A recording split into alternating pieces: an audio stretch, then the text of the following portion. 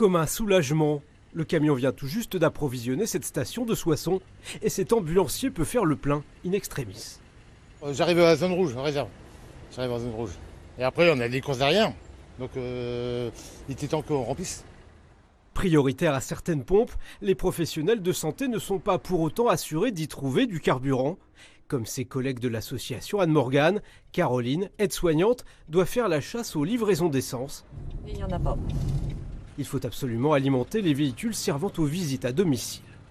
Ça prend du temps, donc en effet, il y a les queues, il y a tout ça. Donc il y a, même si c'est les véhicules prioritaires pour faire le plein, il y a quand même mine de rien 1 heure. Il y a 1 heure, 1 heure et demie, j'ai une collègue qui a attendu 1 heure pour faire le plein de sa voiture. Et forcément, c'est les 1 heure où on ne peut pas être avec les usagers, où on ne peut pas être avec les personnes, où ils ont besoin de soins. Et puis on s'excuse après, mais voilà, il faut vraiment qu'on fasse le plein des voitures, quoi. L'idéal, c'est d'aller quand même à la pompe, profiter pour faire toujours le plein. Au siège de l'association, on s'efforce de gérer au mieux le carburant des véhicules.